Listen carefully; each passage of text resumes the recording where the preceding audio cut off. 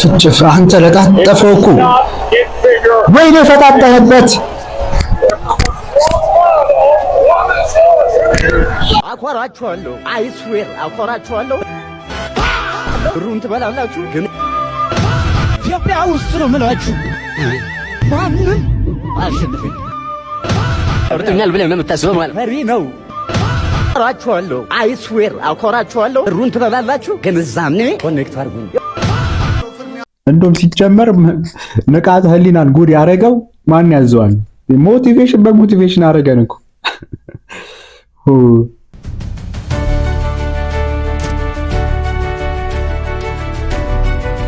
ዋትስአፕ እንዴት ናችሁ? እንዴት ከረማችሁ? እንዴት አላችሁ? እኔ ያለሁላችሁ። ዛሬ እስቲ በጣም በአጭር ቪዲዮ ተከስቻለሁ። ሰሞኑ ቫይራል እና መነጋገሪያ በነበሩት የኢትዮጵያ የሚሚ ፋይት ውድድሮች ላይ ትንሽ ሪያክሽን እንሰራለን።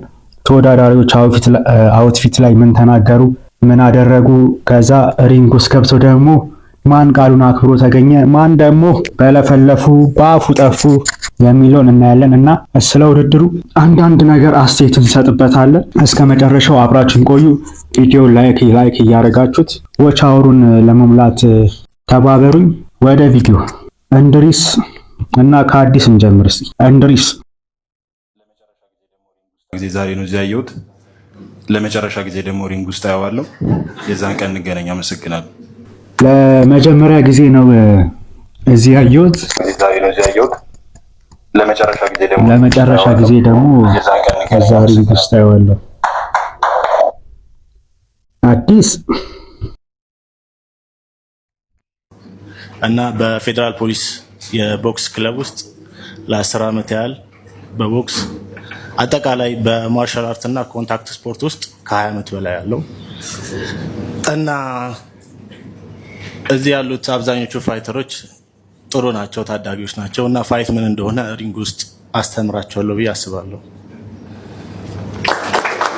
እሺ ቀጣይ የሚኖረን ከ20 ወደ 20 ዓመት ምናምን ስፖርትና ማርሻል አርት ስፖርት ውስጥ ነው የቆየው።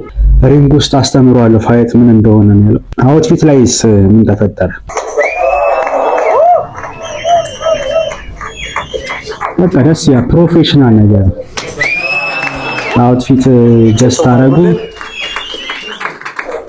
ሰላምታ ተሰጣጡ፣ ዳይ ፌስ ኦፍ አድርጉልን። ከዛ ሪንግ ውስጥ ምን ተፈጠረላችሁ መሰላችሁ? ተጨፋጨፉት። የመጀመሪያ ዙር ላይ ነው እንጂ ጀለስ አንዴ ጣለውና ጀርባውን ሰጥቶ ነው ኮንፊደንስ ትጠላለህ ማለት ነው።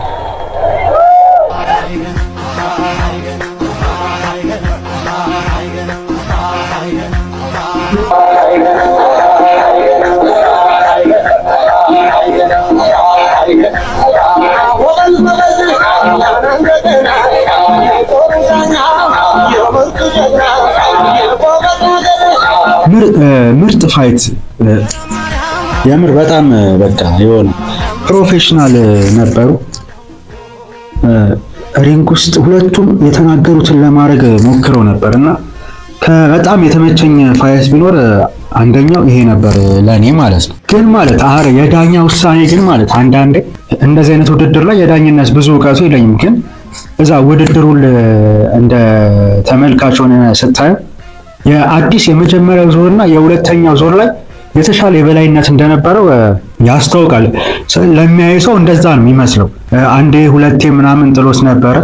ግን እንድሪስ ደግሞ በሌላ ጎን ደግሞ የተመቸኝ የመጀመሪያው ዙር ላይ ቢከብዶም ሁለተኛና ሶስተኛው ዙር ላይ ግን ሰርቫይቭ አድርጎ ከመከላከል ወደ ማጥቃት ተሸጋግሮ ነበር።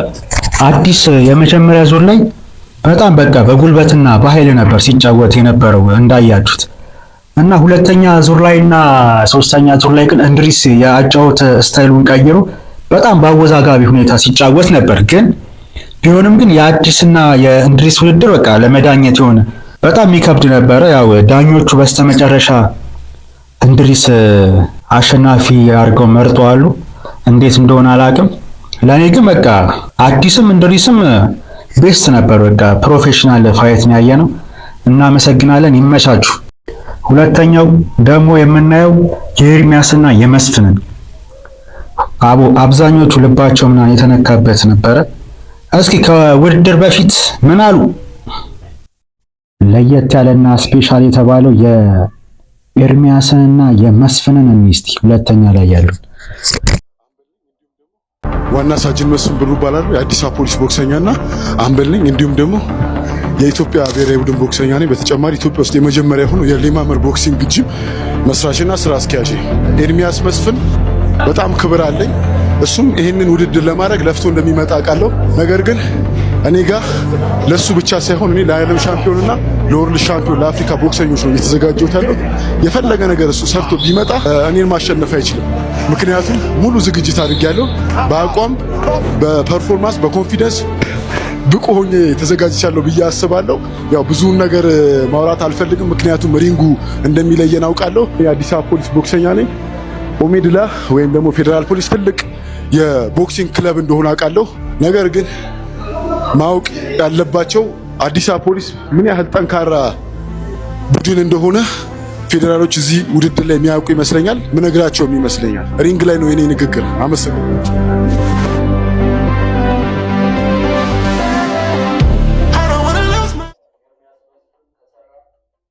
ኤርሚያስ መስፍን ከሰራ ከለፋ ማድረግ የሚሰራው ነገር የለም። ይቅርታ አድርጉልኝ፣ ያን ያህል ቢፍ መፍጠር ምናምን አልችልም። አባቴ ኃይለኛ ይቆጣኛል፣ እንደዚህ ታሪክ ምናምን ይቆጣኛል። ስለዚህ ዛሬቶች መቆጠር አልፈልግም። ግን አንድ ማመድ አለ የሚላት በጣም ትመች ይላለች። I'm young, I'm handsome, I'm fast, I'm pretty and I can't possibly live it.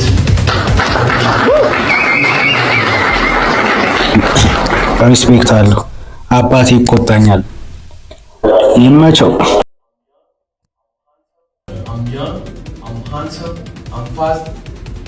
እንግሊዘኛ ነች ትለፈኛ። ግን ያው ብዙም ግርግርና ቢፍ አልፈጠሩም እነሱም። እዚህ ላይ ደግሞ እሺ መስፍን የተናገረው አለ። እሺ ይህ ውድድር ለእኔ ውድድር ሳይሆን ስፓሪንግ ነው። ዋና ሳጅን መስፍን ብሩ ይባላል። የአዲስ አበባ ፖሊስ ቦክሰኛና አምበል ነኝ። እንዲሁም የኢትዮጵያ ብሔራዊ ቡድን ቦክሰኛ ነኝ። ከ13 ዓመት ጀምሮ ቦክስ እየተጫወትኩ ነው የመጣሁት። ቦክስ ስፖርት ለእኔ ስራዬና ህይወቴ ነው። ከቦክሰኛ ያልደረሰው ብዬ አስባለሁ። አሁን ግን ከትክክለኛ ቦክሰኛ ጋር የደረሰ ይመስለኛል። አሁን ለሱ ጥሩ ትምህርት ሰጥቷለሁ። ቦክስ እንዴት መጫወት እንዳለበት፣ እንዴት መማታትና መከላከል እንዳለበት የቦክስ ጂም ባለቤት ስለሆንኩኝ በደንብ አስተምራለሁ። ይህ ውድድር ለእኔ ውድድር ሳይሆን ስፓሪንግ ነው። ይመች በያ ለእኔ ስፓሪንግ ነው። ጂም ውስጥ የማደርገው ልምምድ ነው የሚሆነው ብሏል። አውትፊት ላይ ምን ተፈጠረ? እኔ እስቲ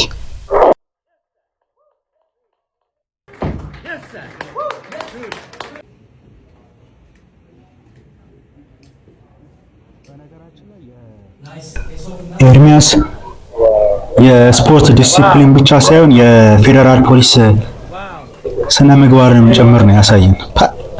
አባት ስርስ ምናምን ብሎ ነው ሁለቱም። አቦ ኤርሚ ይመችሽ። ከዛ እስቲ ሪንጉን እኒ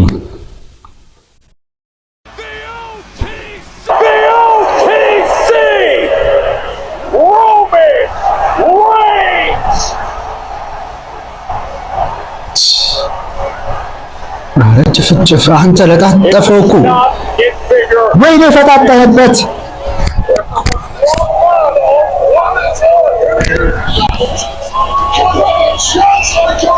አቦ መስፍን አይሰማህም።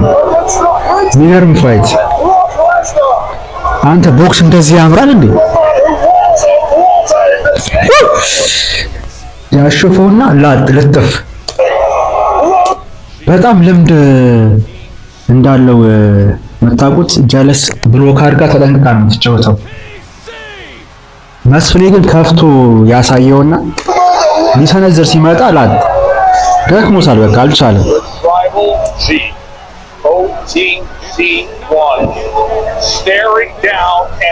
እንደተናገረው ሜዳ ውስጥ ተናግሯል።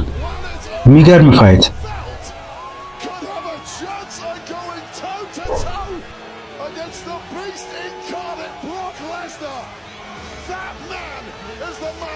እና ስፔሻል የነበረው በቃ ውድድር ይሄ ነበር። ይሄ የቦክስ ውድድር የሚገርም ነበር። በሁለቱም በኩል ያሳዩን ፐርፎርማንስ በጣም ደስ ይል ነበረ እና ውድድሩ አንደኛ ነው። በቃ እኔ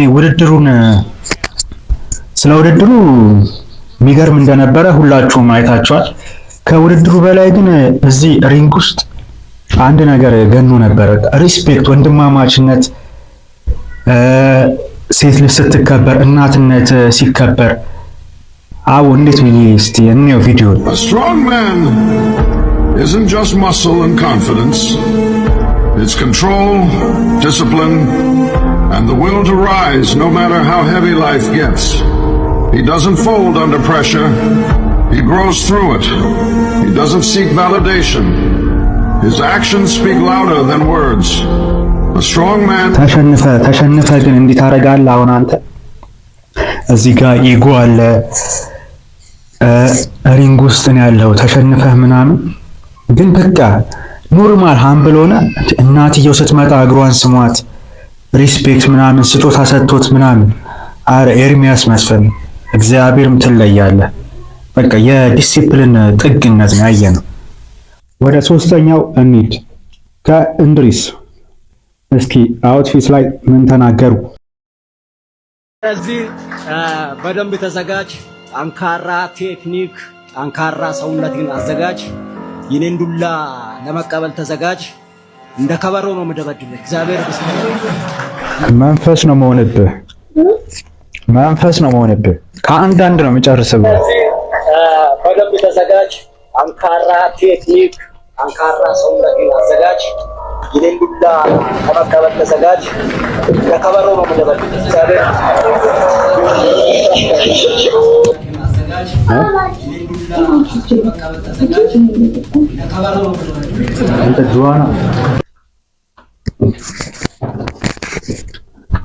መንፈስ ነው መሆንብህ። እንደ ከበሮ ነው የሚደበድበው። መንፈስ ነው የሚሆንበት። እንደ ከበሮ ነው የሚደበድበው። ዱሬሳ ኮንፊደንሱ ጥግ ድረስ ነው ማለት ነው። በቃ እግዚአብሔር ምስክሬን ነው አላለም። እንድሪስስ ግን ምን አለ? ይህንን ውድድር ሁላችሁም ትፈልጉታላችሁ። ከእናንተ በላይ ደግሞ እኔ እፈልገዋለሁ። ተሺ በዚሁ አጋጣሚ በደንብ አዘጋጀው ሞይቦራን ይሁን እያልክ ነበረና ፊቱን እጭው ምናልባት ስራ እንዳያጣ ሞይቦራን ባይሆን ብዬ ያስባለሁ። ጠማማ ነው ሆኖ የሚመጣው እና ጠማማ ብትሆንም ግን ጠማማ ነገር ሰብርላለሁ። ተዘጋጅ። ለማንኛውም እንድሪስ ይሄን ውድድር ትፈልጉታላችሁ፣ ከእናንተ በላይ ግን ይሄን ውድድር እኔ እፈልገዋለሁ ብሏል። በነገራችን ላይ ይሄን የተናገረበት ምክንያት ከዚህ በፊት ተገናኝቶ ነበር እና እንድሪስ ነበር ዱሬሳ ነበር ያሸነፈው። ዱሬሳ በሰዓቱ የውሹ ብቻ ነበር የነበረው ባክግራውንድ እና ሞይታይ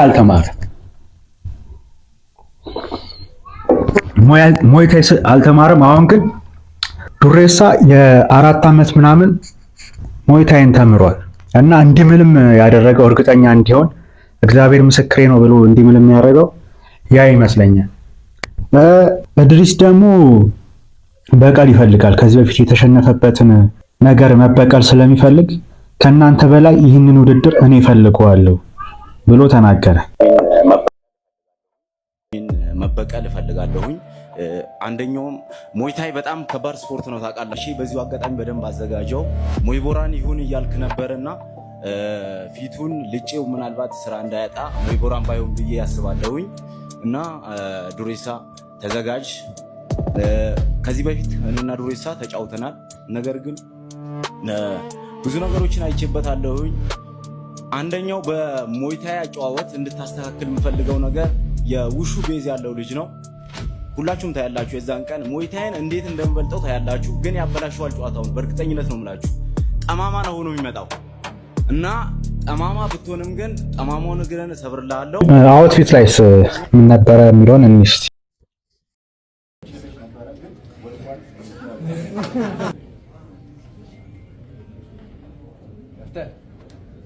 ማን ነው የሚሞት? የለም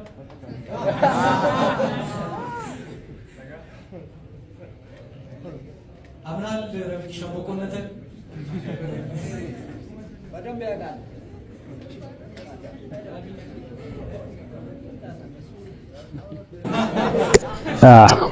ደስ ይል ነበረ፣ ግን ቸኮሌቷ ጣጣ ይዛበት ሳመጣገር።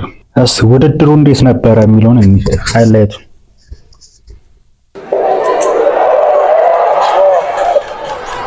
አንተ እውነትም ጠማማ ምት ነበር ሲሰነዝር ነበር። በስመ አብ በቀኝ እጁ ኖክአውት። ምን አይነት ቦክስ ቢሆን ነው አንተ? እንዲህ ብሎ ነበር። በነገራችን ላይ በቀኝ እጄ ነው ኖክአውት ማድረግ ብሎ ነበር። እንደምጨርስ ልንገርህ፣ በቀኝ እጄ ቀጥታ ነው የምጨርስ። የዚህ ሁለት ያዙል በመጨረሻው ለዚህ ጨርሰው በቀኝ እጄ ነው መጨረስ ብሎት ነበረ። እንደተናገረው በቀኝ እጁ ጨርሶታል። የሚገርም ነው።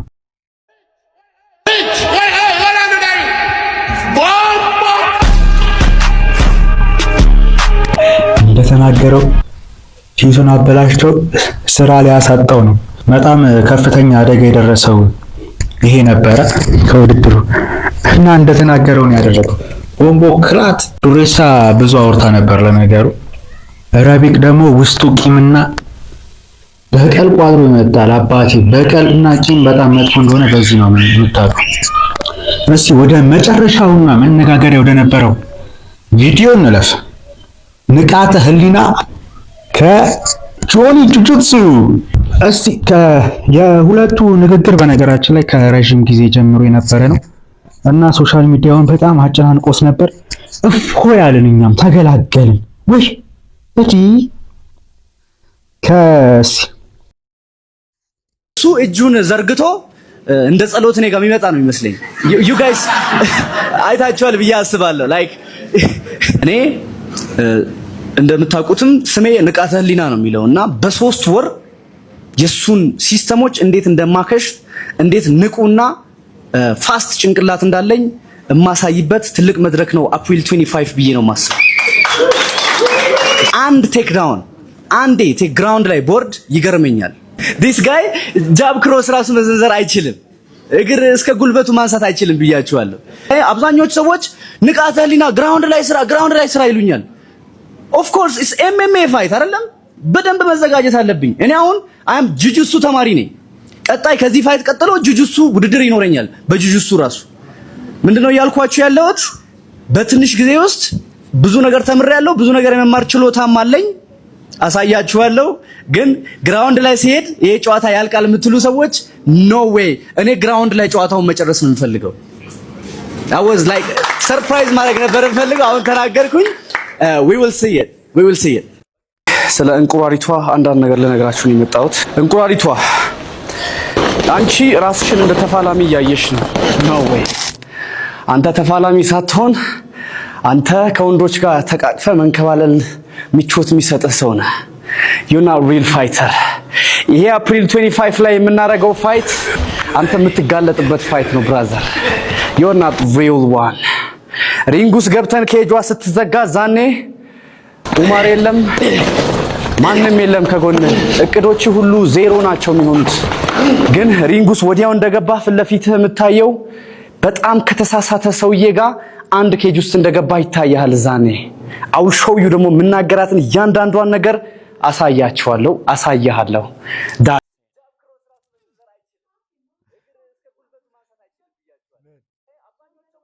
ንቃት ያደረ ጠንካራ ያልሆነ አህያ የለም። he's very strong but yo እኔ you guys have seen me fight የ120 ኪሎ ግራም የ110 ኪሎ ግራም የሆኑ ሰዎች ንቃተ ህሊና 78 ኪሎ ግራም ነው። ከዚህ ፋይት ቀጥሎ ጂጂቱ ውድድር ይኖረኛል። እሺ እኔ ንቃተ ህሊና በትንሽ ጊዜ ውስጥ አንድ ፔጅ መጽሐፍ ላይ ካነበብኩ ማለት ነው 1 ሚሊዮን ብር እኔ ራሴ እሰጥሃለሁ ካሸነፍኩ በኋላ አሳያችኋለሁ። ግን አንድ ፔጅ ይሄ ጨዋታ ያልቃል። ከማንኛውም አይነት መጽሐፍ ካነበብክ 1 ሚሊዮን ብር ራሴ እሰጥሃለሁ።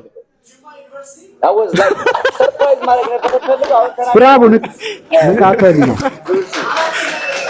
አጨብጭቡለት። ኮርጆ አልፏል። አጨብጭቡለት።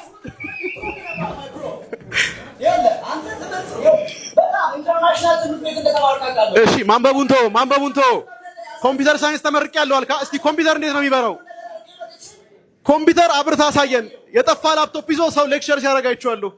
መብራት ሲጠፋ እኮ ማለት ነው ላፕቶፑ በቃ አይሰራም ብሎ የሚሄድ ልጅ ነው። እንዴት ነው ኮምፒውተር ኢንጂነሪንግ የተማረው?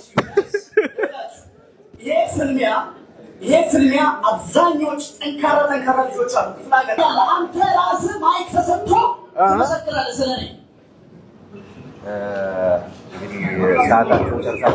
ሻውን ኮንትራቱ እንዴት ነው የሚፈርመው? እስክሪብቶ አጠቃቀም አይችልም? በአሻራ እናድርግለት ወይስ? በነገራችን ላይ የንቃተ ህሊና ንግግሮች በጣም ያሳምናሉ። ማን ያዘዋል በለው።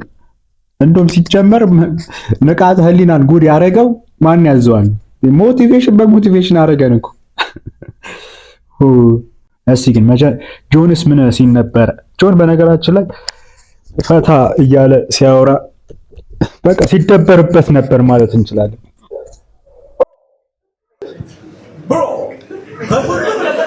ይሄ ልጅ ግን የማን ያዘዋልን አወራር በጣም ሸምዶታል። ይኸውማ ጋይስ አይ ኖ እኔ ስታዩኝ ማለት ነው አላስፈራም። ይኸው ጋይስ የገዛ ዳሌ እንድመታ ነው ማለት ነው።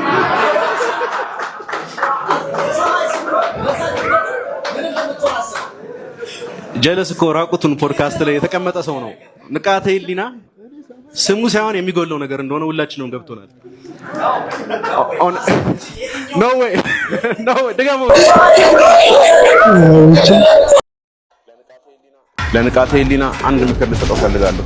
በጣም ትጎዳለህ። ሲይዝክ ታፓር ልክ እንዲያስኩ ወዲያውኑ ነው አፕላይ ማድረገው ፕሬሸር። ሰዓት የሚኖርህ እኔ ከወሰንኩ ብቻ ነው። ልክ እንዲያስኩ ሰብሚሽኑን ሪፕ ካረኩት ከባድ አካል ጉዳት ይደርስብሃል። ለፊውቸር ካሪየር ስታስብ ወዲያውኑ ታፓር ትሸነፍም አትሊስት ሙሉ ሆነ ትወጣለህ። እቺን ምክር ካዳመጥ ቀጣይ ፋይት ላይ መሳተፍ ትችላለህ። ካልሆነ ግን የፋይቲንግ ካሪየርክ በዚሁ ነው ያልቃል። ታፓር እና ትተርፋለህ።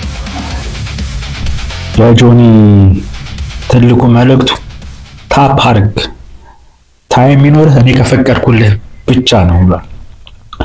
ጆኒ በነገራችን ላይ የሚናገረው ነገር ምናምን ትንሽ ያስፈራል። ፒሲኤም ቻርጅ ሊዘጋ ነው። ወደ አውትፊቱ እንሂድ፣ ወደ እንቁላሏ።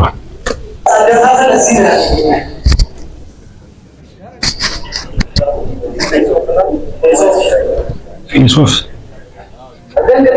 ንቃተ ህሊና ለምን ነው የሚስቀው? እንዳሰማ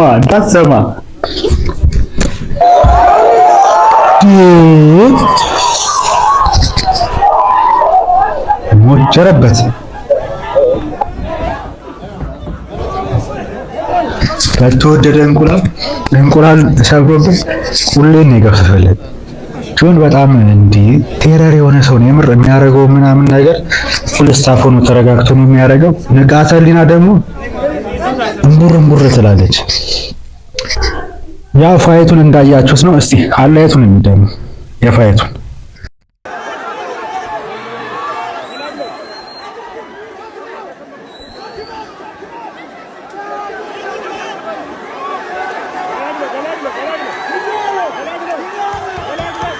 ሁላችሁም እንዳያችሁት 1 ደቂቃ ባልሞላ ሰዓት ውስጥ ነው ኖክአውት ያደረገው።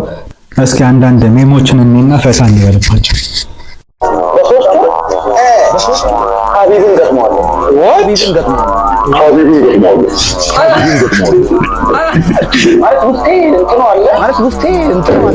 ውስጡ እንትኑ አለ አባድ ቱቱርሱ ከሚሰራ ሰው ጋር ማለት ውስጥ አይደለም ሌላ አውሬ ቢኖር ራሱ ማለት ይከብዳል ማሸነፍ።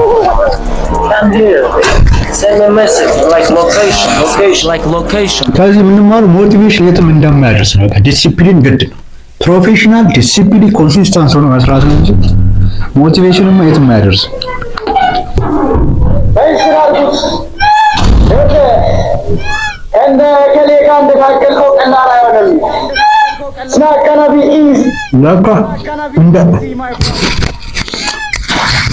ለካ እንደዚህም ብሎ ነበር።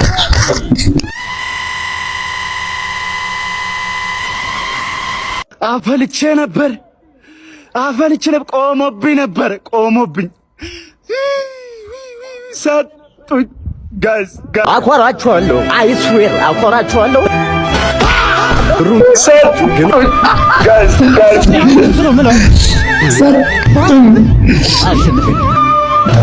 እርጥኛል ብለህ ነው የምታስበው ማለት ፈሪ ነው።